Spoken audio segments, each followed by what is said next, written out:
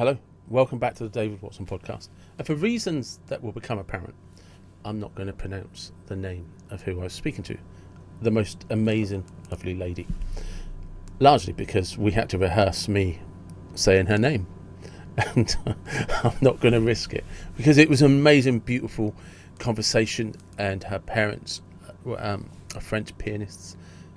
And yeah, I hope you enjoyed the episode. I really loved it. Hello, welcome to the David Watson podcast, Therese Casadesus French. Good morning or good afternoon, and it's a pleasure to be with you today. So now why don't you tell everyone what your name should be and not how I murdered it? Well, actually, you didn't murder it. It's Therese Casadesus Rawson. Therese And I'm Casadesus French. Okay. right. So for people that are listening to this, we rehearsed that because I'm so bad with people's names. And and you were very patient helping me through it all.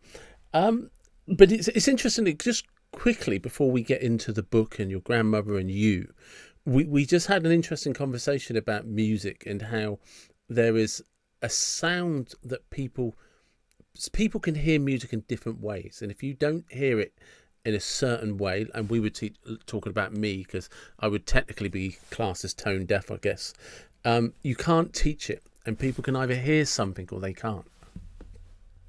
Yeah, I think that's true. I don't really know because, I was fortunate not to have an issue with, tongue deafness. But as I was saying earlier, I had a niece who just couldn't hear well. And therefore, we gave up trying to teach her any music at all.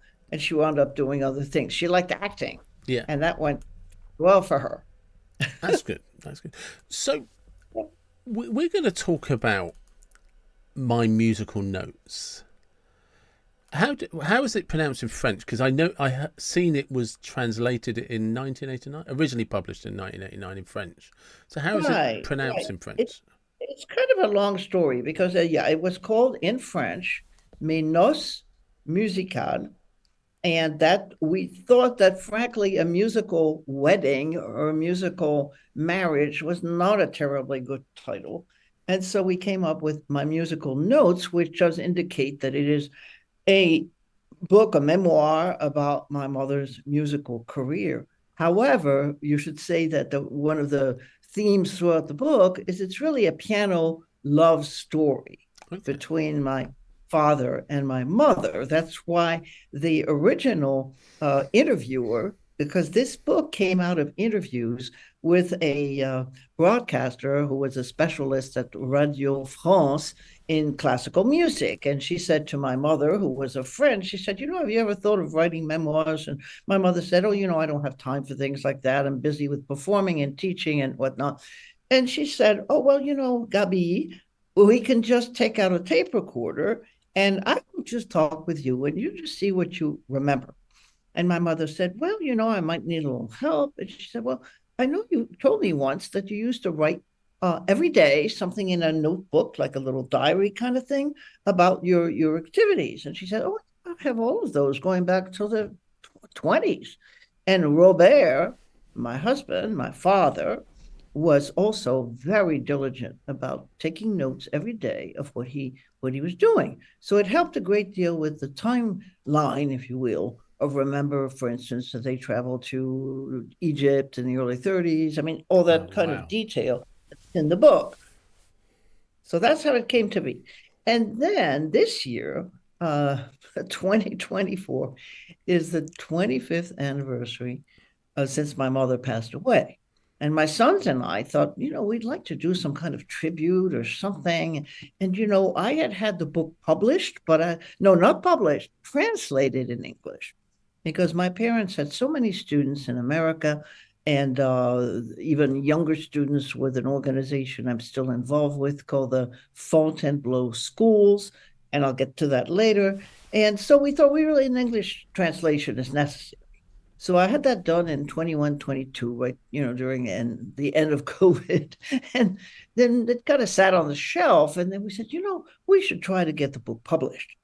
And I was a little skeptical, a little worried. You know, it's after all, it's almost 40 years old. It was written in originally 1989. It was published in France. And so, well, we said, let's have a go at it. So we contacted different publishers, and one of them was very interested from the get go. I didn't really have to work that hard with Hamilton Books. They were interested in the material. And also because we are in a different era now when there is a great deal of focus on women artists who were somewhat overshadowed by husbands, fathers, brothers, and didn't really get their voice out there. So it's a very good time. There's a lot of interest for that. And another very interesting thing, too, is that young people today are very curious about the whole era of the 20s and the 30s, the between the wars. Yes. And I know that from a young musicologist I work with who's like maybe 30. And she said, oh, yes, there's a lot of interest in that period. And there's a lot of it in the book. Well, the 20s and the 30s, between the two wars, it's a fascinating time. Yes. Because so many things are coming together at the same time. So, like movies are coming together. You know, gramophones, record players, cars, transportation, the ability to fly. Yes. We can now actually get in a plane. And you've kind of got these conversion technologies that aren't really related. You know, the music and cinema are related, but aeroplanes and cars are not related. Are not related to the two. But they enable us to travel and meet and share ideas and expression, which is a lot of music especially, and film and everything. They're all forms of expression, whether they're either expressing an emotion or telling a story. And for the first time, you can go transatlantic. It's, you know, it's, you can, you know, because it's very difficult for people to understand that when a car came along, oh, do you know what? I can actually go somewhere and be there in a day, and it can be a couple of hundred miles away. Whereas before the car, even if you owned a horse, it'd take you a week to get somewhere. And the chances are you don't own a horse. So unless you can walk there before it gets dark, you're not going. Right. Well, in the book, you will find that my parents bought their first car in the mid-20s. And my mother, I consider, was a very modern woman, because here was this petite brunette driving a car in 1925 in Paris. Now, of course, the traffic wasn't what it is today. But still, I mean, it's rather amazing, because a lot of women really didn't even drive until after World War II. And so that was one. And then the transatlantic bit is very interesting in the book, because you will read what it was like to cross on that wonderful French line, and you know, also the wonderful Canard line that they had in the UK. You know, the Queen Elizabeth I and II, and the French Normandy, and then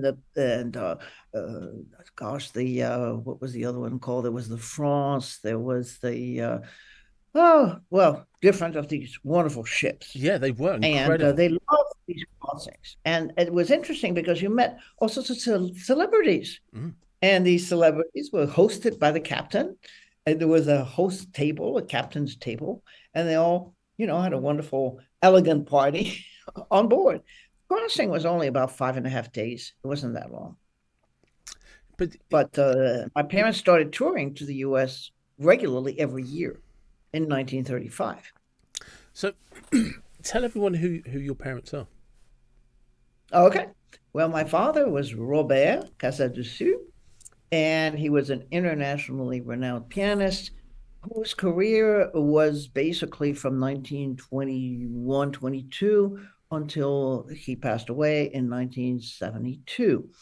And he performed orchestra with the most famous conductors of the era. So if you're interested in who was conducting where and when in that era, you will find a lot of that in the book. He was, quote, discovered by Toscanini in the 30s in New York. And he also performed with older, you know, people that maybe people today wouldn't relate these names, but, you know, Stokowski, and then more recently, Karajan, George Sell, gosh, Yeah. Giannini, all the great names, the European names of the conductors of the time. And he also, though, performed a great deal with my mother because they had met at the Paris Conservatory in their pretty much teenage years. And they had, in the classroom, been asked by their teachers to perform two pianos because my father was preparing to play a concerto. And they used to have the second piano do the orchestra part. And it's called a piano reduction of the orchestra part. And so my mother was asked to accompany this young man. And they met that way. And then they continued the two piano and the piano four hands in a great deal of their recordings, performances. And I would say that the duo piano aspect of their career really blossomed even more in the States than it had in Europe prior to World War II because there was the visual part. Yeah. Television was just beginning and all that. And my mother was the iconic French woman, and I'll get to that if we want to talk about Yeah, of that. course. And they were attractive to see on stage and all that. Things became and the marketing was quite different. And the U.S. was already far, far ahead of the way people marketed artists in Europe. Yeah, because it comes back to that time, isn't it? The 20s and the 30s, and obviously you have Art Deco. In terms of the way women were being perceived, you could argue that France was leading the way in some Oh, respects. yeah. Because of Chanel, Absolutely. Coco Chanel. That's right. There was the era of Coco Chanel, and there was also in the music world a whole generation of women pianists. Mm. And my mother's teacher at Conservatoire, Marguerite Long, was a very reputed performer, and she was the one who premiered Ravel's piano concerto, the one for two hands, not the one for the left hand. And so there were a lot of women of my mother's age competing to have a solo career. And my Mm. mother was won a prize that was dedicated to women pianists, and it was the first time that there was a piano prize of national reputation in France, which was devoted to women. Yeah, So yes, it was a time when women were really coming out of the shadows. but it was, isn't it? And I think of, funnily enough, when I think of things like Coco Chanel and stuff like that, it's the artwork that came with it Oh yes. that it inspired, that Art Deco artwork, and the kind of like I was about to say pastel drawings, but that's not really. I'm struggling for the description, if you know what I mean. But there was almost a minimalist aspect to the artwork that came out. But yeah, there's a simplification, you might Yes, say. Yes, thank you. that makes things simple as opposed to being heavily romantic. Yeah. And that was very much the case with the composers. Now, my parents were champions of the three biggest names of the teens and 20s in France: Ravel, Debussy, and Fauré. Now, Gabriel Fauré might not be as well known to our audience as Mm. Debussy and Ravel, but he was the director of the Paris Conservatory, where my parents studied, and his music is wonderful music, but not maybe as well known as Debussy and Ravel. And my parents knew Ravel personally Okay. and discussed music with him and his interpretations and so forth. So they became very sought after as teachers of that French repertoire, particularly in the States. Okay. But that started already in the 30s. Yeah, it's. I'm still. My head is still wrapped around the kind of the. I'm not going to say ideologies. That's not the right way, but there was a perception of how the world was, um, and it was kind of divided between generations because you had the generations that fought in the First World War and the Of generation course. that didn't have to. So they kind of weren't burdened with what they'd seen. And also, people were starting to earn money. People were free to work and travel. So if you were young, you didn't feel the same weight on your shoulders, and it allowed. Yeah, and I think in a way there was, of course, definitely, wanting to put that whole episode of World War I behind you. Yeah. And yes, it was also an era too when the Americans came to France, and because they had come at the end of the war, and that's what the actually was at the root of the founding of this Fontainebleau Schools program, where my parents taught for decades. And Fontainebleau is a beautiful palace southeast of Paris, about an hour. And the classes took place on the grounds within the rooms of the palace. It still exists today. And if people want to find out about it, you just type in Fontainebleau schools.org, and you will find out school, a very interesting history, because it was founded, actually, the initiative originated with General Pershing and military music. But they were so anyway, the Americans came to Paris, the writers and all that, because Paris was seen as a place where, it could be more fun. I mean, it was totally unrepressed. And the Americans, that was kind of new. And so they all came and had fun.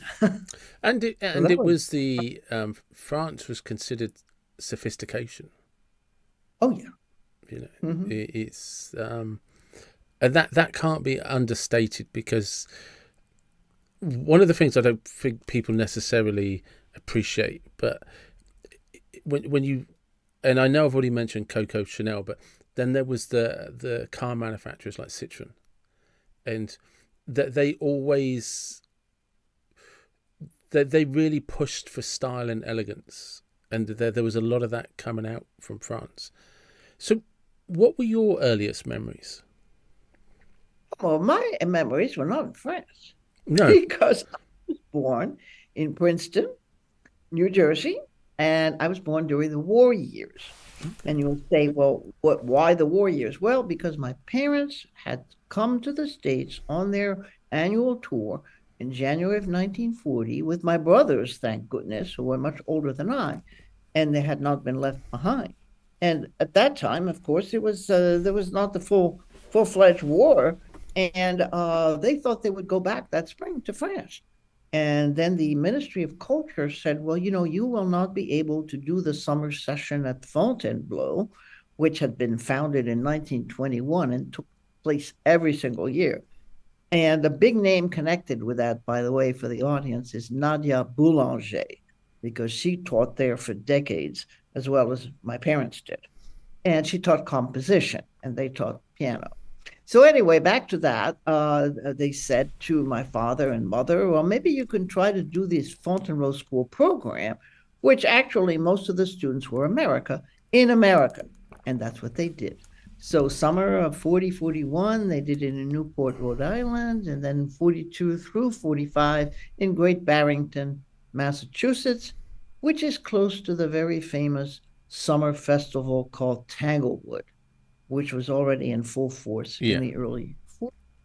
So basically, I was born in Princeton, and I went to school there until I was about 10 years old. And one of the little anecdotes in the book that people will enjoy is that when we lived in Princeton, one of our neighbors was Albert Einstein.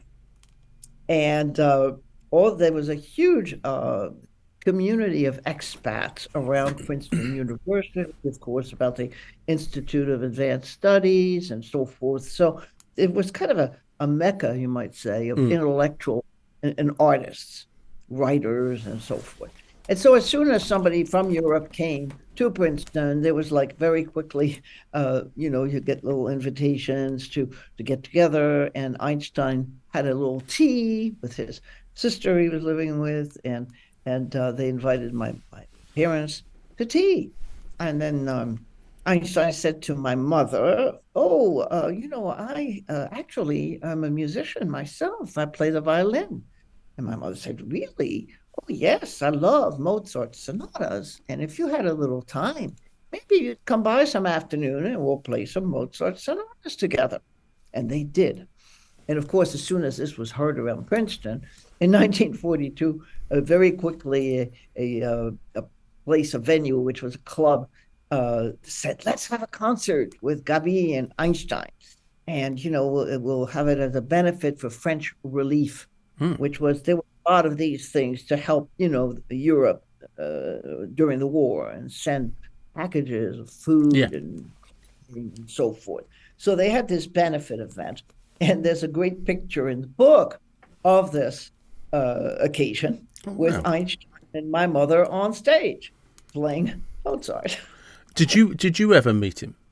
I did, but as a very small Yeah. child, and I know only from hearsay, just about from my mother, that apparently I went to one of the little tea parties, and I was maybe 4, 3, I don't know, 5.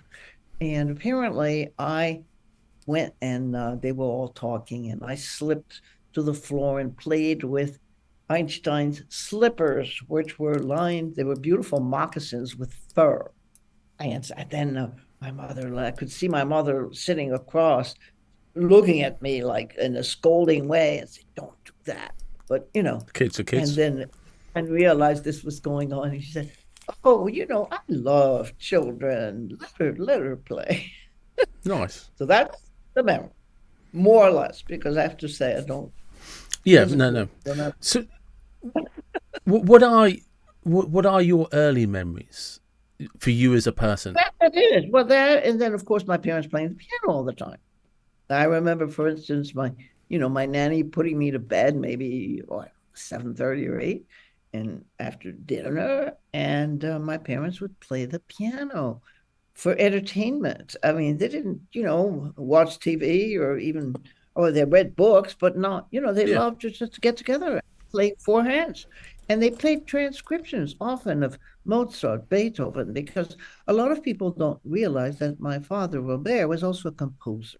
Okay. And he composed more than 60 works, including symphonies, concertos, chamber music, solo piano repertoire, sonatas for violin, piano, cello, piano, flute, piano. I mean, quite a big output. So for him to do what we call a transcription, it's probably a skill that people don't learn a great deal in music schools today anymore. But anyway, it's a way to kind of make it available to play Explain what a the transcription is. it's really basically doing like say a string quartet and then writing the piece for the piano. So yeah, you have to have a certain knowledge of composition to be able to do that. But you're not creating new material. You basically it's a little bit maybe like Okay. translating from one language to the other. Yeah. And so anyway, they play a great deal of that for just for pleasure, for entertainment. And I remember going to sleep with hearing that, and so do my brothers remember that too from their childhood. Yeah, this is the earliest kind of memories I have. Yeah. So, what point do you think? So there's a point where all you know is that your parents play play Right. music. At what point did you realise who they were, or at least at the level they were at? Did you? Because it's difficult, isn't it? If you grow up around that, and it's not different for you. It's just this is who it is. But there's a point where Yes, exactly. there's a Yeah. point where somebody has maybe travelled from France to America or America to France to see your parents play. Do you know what I mean? Yes, I think I probably realized that mostly from people coming to congratulate my parents backstage. And they would come to me and say, oh, you must be so proud of your parents. And I would say, well, I guess. you know, No, I'm hungry. but Actually, it I want them kind of to hurry dawned up. on me around, and so then I said, yeah, well, yeah. And of course, seeing them on stage, I guess in a way it was almost normal for Yeah, me. It's interesting that way. Yeah. I mean, I was not that impressed. I mean, except from when people told me, yeah. you know. course, later I'd say, yeah, by the time I was 12, yes, sure, but not before that, I Because would it say. is, isn't it? Like you said, it's you don't know anything different. There'll be some days you're probably interested. Other days you're probably like, I wish they'd hurry up. I want to go to bed. Oh, yeah. No, the wonderful thing I have to say that I can really acknowledge is the fact that we were not like, unfortunately, many performers and actors' children feel that their parents neglected them, Yeah. or that, and we never felt that as children, that we were neglected. I mean, we realized, yes, our parents had other things to do and other interests besides, playing with us all the time or whatever. But Mm. they were very present as parents. Do you And think? that, But I'm just wondering if sometimes when you hear the children of sort of famous people or yeah, successful artists or whatever, they often refer to their parents as like there was. I was about. I'm going to say use the word monster, but I mean it delicately. But there was a monster that needed to be fed, and yes, performing fed that monster. But that monster mm, kind of consumed everything. But the way that you're discussing your parents, they seem to not be feel, just as at home and just as yes, happy at home playing the piano, yes, being music. So they seem to be much more grounded in their yes, they surroundings were. and And they who they were were. very well. They had a very good, what we call today, life work Yeah, balance. The sense that, they didn't extend the trips. I mean, they could have, but if the children were home, they would come home after the performances or the travel. I mean, they would not just go and take a vacation, or, no, there's just no question that I think a lot of children of actors, particularly actors, I think, mm. were feel neglected. I even say that I had this conversation with one of my cousins in France, whose mother was a famous actress, and she did refer to that sort of monster thing, Mm. saying that my mother had to be always the center of attention, Yeah, and that's with the children, yeah, and with I everybody. don't mean that. I did not feel that with my parents. Yeah, and I don't mean that monster to sound disrespectful, No, I know what you mean. I but know there what you seems to mean. be something that Yeah. consumes them, and Yeah. it has to be fed, and it's Uh-huh. at the expense of everybody around them. But the way that you're kind of discussing how your memories of being around your parents is the only word that really springs to mind is they were very grounded in what they were doing, and Yes. and They were very family oriented. yeah, That's and yes. the Right. impre That's what's remarkable to me yeah. about my mother, is that she was able to combine Mm. a solo performing career, because my father encouraged her to be a soloist. He did not just want to, well, we'll do a piano stuff together and then the rest of the time, whatever. He encouraged her to do more solo performing, but she did, I would say, put it a little bit on the back burner because of obligations of traveling with him Yeah, for two piano things, but also because she was very much kind of what we would call today her manager or impresario. yeah, My mom was a master organizer, a person who knew how to sense, the right person, the right timing, all that kind of skill. She would come to rehearsals. She would tell my father, well, piano doesn't sound terribly good in this room. Maybe, we could move it, or, things like that, or open the lid more or yeah, less, or all that kind of very technical, but very important feedback that only another soloist could give. yeah, for I sure. could certainly not be in the back of the rehearsal room saying that. I mean, I have some musical ability, but not to that degree. So she was very important to my father's career, but she did maintain some, she did particularly in the piece, there's some recordings, because that was the big heyday of recording. Yeah, And he, again, favored the French repertoire, which then, after my father passed away, she taught for almost 30 years that French repertoire. And so she basically recorded that. And of course, they did a great deal of recordings. of two piano material. And then came my brother Jean, who unfortunately died at a young age in a car accident, was a professional pianist as well. And when he was about 20 years old, and he had won an important thing in the U.S., which is called the Young Artists Showcase or something like that. And the conductor of the New York Philharmonic at the time, Dmitri Mitropoulos, said to my parents, "Have you ever thought of doing 3 piano concertos?" They laughed. They said, "Well, there isn't a whole lot of material." And he said, "Well, there is. There's a Bach 3 piano, there's a Mozart 3 piano." And then back in way later, after they had performed for almost 15 years, 3 pianos, my father wrote a concerto for 3 pianos in 1960. Yes. And so they performed, and it was a huge hit in the U.S. And it was they even filmed the 3 of them, released something that is still available on DVD, and it's called The First Family of the Piano. Okay. They called them First Family, like, the first family in the White House. Yeah. And so that was in the very early 50s, but the film was done in 1967. Good. And so that's very unusual also, 3 pianos. It is. It's interesting because if people have never seen a grand piano or listened to one, and I'm pretty terrible, as we were saying at the very beginning before we started recording, I am terrible with names. But I've actually, for somebody that's not really interested in music, I've seen a lot of people.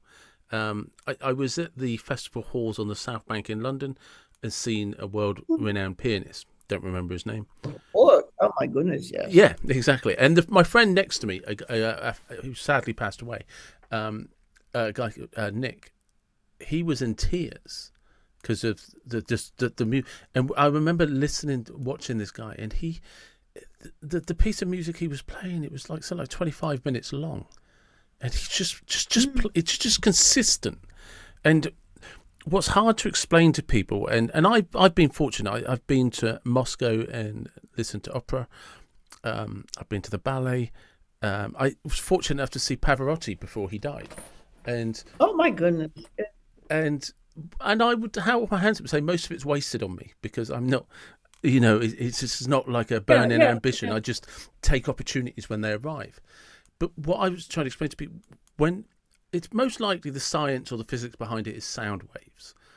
But when you see these live performances, it's an experience that moves through the air. And you can feel it in your body. But when you listen to it on a record or on a DVD or whatever, it's not at all. And I know people are like, oh yeah, but it's always better live. No. There is a physical experience that grips your entire body when you have the orchestra, the grand piano, the opera singer. There is something about... Well, the sound is more like around you. But and it's most likely something to do with the way the sound resonates physically through the airwaves, that it impacts you. But I think there's also the audience, the experience of this communal experience, especially when you have, very how may I put it, very involved audiences. Yes, and these are very interesting things too from my parents, which you will. I think my mother mentions that in the book, that when they went to Russia 3 times in the 30s, late 20s and 30s. They said the Russian audiences were a little overwhelming because they wore their emotions on their sleeves, so to speak. And when they were excited, sometimes they would like stand up in the middle of a piece and clap when they were not necessarily supposed to. Yeah. And they said the quietest but the most intense audiences are the Dutch and the Japanese. So that was interesting too. Yeah, very interesting. That doesn't surprise me about the Russians. I've been to Moscow 5 times, and they're a lot more They're a lot more passionate than people realize. But and there's even a story in the book about my tour to Japan that my parents took in 1963, and my father was playing a recital. and my mother felt some tremors in the room. And Earthquakes. yes, and she looked around, and people seemed to be looking around a little bit, and it happened again, second tremor. My father kept playing, and nobody rushed out of the hall. And then there was a third tremor. I still kept playing. My mother did get up and go backstage, and she said they didn't move. Man. And after the concert, they came backstage, of course, and they said, "Oh, Maestro," they called my father Maestro. "My gosh, your calm was incredible. If you had not continued playing, there would have been pandemonium in the room. People would have tried, rush for the exit. Do you realize it was an earthquake?" And my father said, "Yeah, it kind of came to the back of my mind, but I was so involved with playing, I didn't think about Yeah, it." I'm busy. I've got stuff to do. I don't That was have a time wonderful. for an earthquake. Um, Right. I just had a thought. 'Cause it fascinates me the way your parents travelled around the world at a time when travelling was rare. Yeah. Because Well, one thing that we can say that is really interesting is that there was a lot of train travel. And there's, of course, my mother's relating of a trip to Moscow by train is rather amazing. But the fact that in the US, the distances were huge. And even in the late 40s, when there were already planes, my father didn't want to fly. He really didn't want to feel safe flying until the mid 50s. And actually, there had been a very dramatic yeah, crash in 1949 of Air France, and it had killed Edith Piaf's lover, was a boxer, died on that plane. Also, a very famous French violinist. So my father was like really spooked, as they say, yeah, and didn't want to. And so, what did he do during this time? Well, he composed. He did not need to be at the keyboard to compose. He had, music score that with lines to write the notes and a pencil. And that was it. And he could compose in the train. So many, many, many of these train rides he composed. So that's rather amazing. it is. It is. It's. I suppose that's the thing about all of the greats is they hear it anyway. They don't. Yes. They don't need an instrument in front of them. The instrument is more so that you can hear it because they've Yeah, already hearing it in their head. They know what it sounds like. that's true. But not for everybody. I think some do want to have the instrument right there and, compose that way. Yeah, but it's the ability to do it, isn't it? Yeah. Yeah. Now, my mother always said, although she was a great performer, always said, "I just didn't have it to be a composer." Yeah. I mean, it's something you either have or you don't. Yep. And Yeah. but she knew music as thoroughly as my father, if you see what I'm trying to get across. But the fact is that she did not have the composing. I don't know whether you would necessarily call it a gene or a talent or a drive. but that's the same as you get people who have the most incredible voices or are just Yes. amazing pianists, amazing guitarists, whatever. Pick your instrument, whatever it is. But they're not creative and they don't make it themselves. But you give them something and they can make it sound far better than the person that composed it because they just have the gift of the voice or the way to Mhm. play. Some of the, But I have to say that, and this is interesting too, because there are many ways of performing a yeah, piece, and one thing that my father's mantra and my mother was, you respect the composer first. You don't put your own interpretations on what he or she has written, and on the scores are annotations that they really followed scrupulously.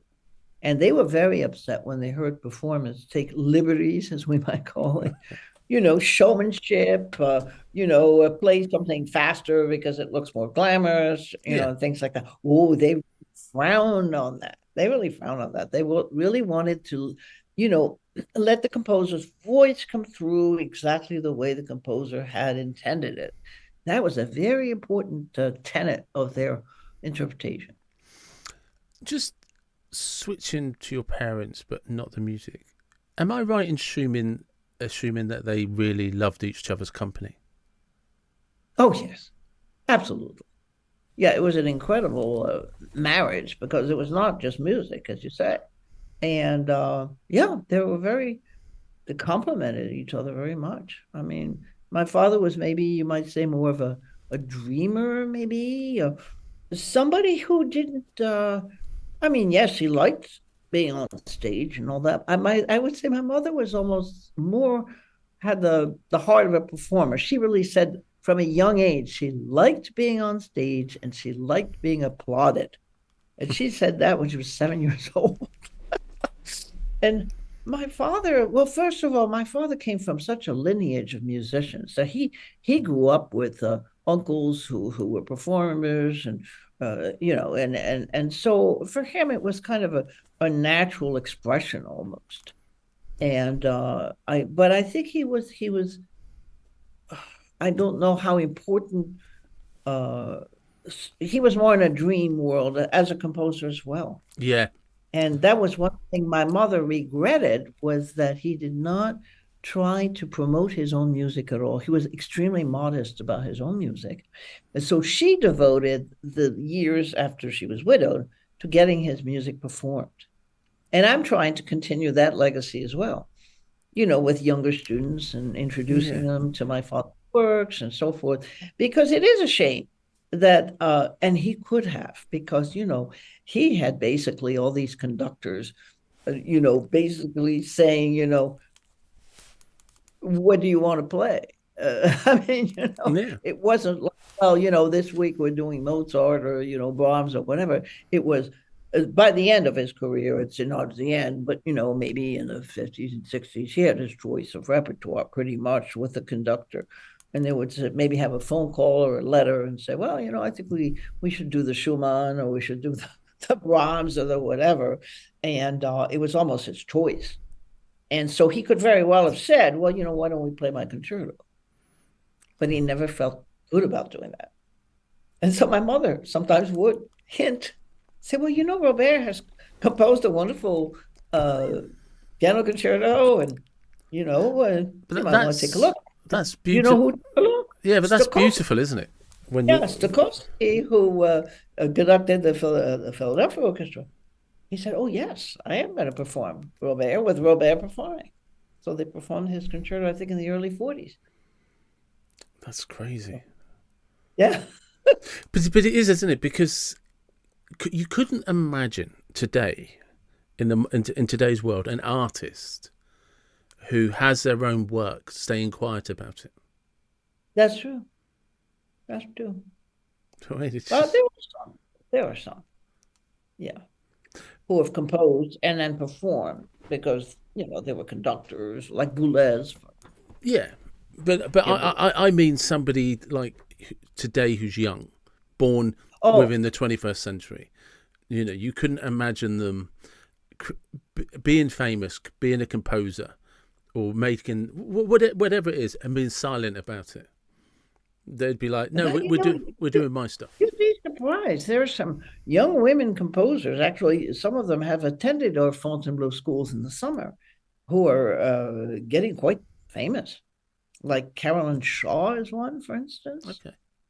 Yeah, in the States, there is more support, I would say, for young composers than I think there is in Europe generally. And that is an amazing thing to me, because I think when a student comes to a music school, I mean, I would think it would be very hard in this day and age to say, I'm going to be a composer Mm. and make a career of it. And yet they come and they're doing it. And it's amazing to me. That's wonderful, isn't And, it? That and is. especially these young ladies. There you go. It's an era for young women musicians to come out, Yeah. still today. But it certainly started very much so in my mother's era, Yeah. beginning of the 20th century, actually. Yeah. So when you're not working to remind everybody about your parents and their music, what are you doing day to day? Well, I actually work very little at doing that. I mean, except, for the project of Yeah. publishing the book or, trying to encourage students to play my father's music. Well, I'm trained actually, I'm more an academic. So I went and got a doctorate in French literature. I wanted to do comparative literature, but the University of Pennsylvania did not have that department when I was doing my studies. So, yeah, I would say, and then I taught for many, many years at a music school, very famous in Philadelphia, which is called the Curtis Institute of Music. And I felt at home there. I felt more at home there than I did in academia, at local colleges, Mm. where I taught a bit too, but I didn't feel as much at home. And that definitely had something to do with my upbringing in music. And so I would specialize in teaching diction to singers so that they could pronounce French when they sang opera, and also vocal recitals, because there is a great deal of material that was written for voice, piano, and one of probably the most beloved of the 20th century songwriters. I mean, there's definitely Ravel, Debussy, and Fauré, but also Francis Poulenc, very much appreciated by young singers. However, the era of the vocal recital is unfortunately on the wane. People, the presenters hesitate to present these kinds of recitals. There's still followers, particularly also with the famous German repertoire, the Lieder, Hmm. and some British as well, and French. But unfortunately, it's a type of performing that's on the way. And so most young singers today want to specialize more in opera. Okay. I was teaching there in the 80s, 90s, early 2000s, and I did a lot of that vocal repertoire material with them. And it was very, very wonderful because then it actually led me to want to study voice. Late in life, my mid 30s, which was kind of late. But then I got to the level of being what you call a semi professional, meant that I could do some little concerts locally. And what I liked particularly was chamber music and Bach. Okay. So, little cantatas and things like that. So I really enjoyed that for a while. And now, what do I do now? My goodness, I'm always busy. I'm very involved with the organization and the running of this Fontainebleau schools, and have been Yeah. for about 5 years, because we have a support group here in the U.S. we call the Fontainebleau Associations. And so that was my parents' legacy. I wanted to keep that alive and be very involved with that institution. And so I actually just stepped down from being president after about 25 years. And now I'm contemplating maybe I'll do a little writing on my own. Not performing, No. not singing, but yeah, I'm thinking about that. Well, I hope you do. I hope you do. I just have one last question, and it's completely random, nothing to do with anything we've talked about. But I just Okay. like it because it's playful. Um, if you could imagine, just completely imagination, if you had a time machine, okay, Yeah. where would you go into history? Why would you go there? You're going to be allowed to take a car. What car would you drive? And what music would you listen to? Well, I would go, believe it or not, before World War One. Okay. I would go to 1900 to 1913. Yeah. There was an incredible, uh, creativity in all sorts of different fields. Remember, 1913 was the famous time when the Rite of Spring was performed in Paris by Stravinsky, and almost created an uproar, or it did actually create an uproar, because people thought it was too modern and too. I mean, and think of also, it was an era where again people were throwing off so many Mm. restrictions. so forth. You had the dancing world with people like Isadora Duncan, I'm sorry. You had, and then in Paris, you had Josephine Baker. And it was just, it's just a hinge period between, that was starting just before World War One. Then there was the terrible parenthesis, you might say, of the war. Yeah. And then after that, people kicking up their heels in Paris. But I would say I'd be fascinated also because of all that era of in Vienna, the Yeah. Expressionist period and Freud and all that, right around 1905. If you read the life of Alma Mahler, for instance, that's very, very interesting. It Yeah. is. It's a fascinating Europe. Would be probably my period. Sometimes I've toyed with the Baroque era because I love Baroque music, Mhm. but then things were just kind of too hard. And I think also medically, people died so Yeah. easily, so forth. To me, it's incredible to think how people had children and they were lucky if 1/3 of them Yeah. remained alive. It's true. Yeah. It started changing in the 1900s. I mean, there was a great deal of medical advance at that time. Yeah. Yeah. It was a big That's difference. another fascinating thing. I mean, think about it. It started in the late 19th century, but, Pasteur, Curie, all this, Yeah. it must have been an era, for sure. That's perfect. Particularly Paris, actually. Well, that's perfect. Thank you very much for your time. It's really appreciated. Oh, well, it was a very enjoyable time. Just before we go, where can everybody find the book? Okay, well, the book can be found on Amazon, both UK, France, US, and you have to type in My Musical Notes by Gaby Casadesus, and the book comes right up on the page, gives you a little synopsis so you have an idea what you're getting into. And and of course, there are all sorts of recordings of my parents performing together, which is available on Spotify, on Apple Music. A big Sony box set was put out in 2019. More than 60 recordings of their work together as soloists together, three pianos and so forth. So there's a lot of material for those who would be interested in looking into it for sure. Yeah. Thank you. And as I say, if you have a music lover in your life, it might be a nice little present. I like to give books to people for Christmas. Yeah, definitely. Instead of, candy or something like that. But you have to know them. You have to know what their interests are. Thank you. And there you have it. And now you know why I didn't try to pronounce the name again. But I would just say, afterwards, after we finished the podcast, we carried on talking a little bit. And we're talking about the importance of passion, music, expression. And so many countries have a rich history of music. And do check out the book. Do check out the recordings. Do look up the history, the culture of your own countries. You will be amazed by what is out there. But I hope you enjoyed the episode. It was lovely just listening to the passion, and I'm always grateful for that. And as I always do say, thank you very much for listening. I'm always grateful for the support, and wherever you're from, whatever you believe, please do take care and be blessed. Thank you.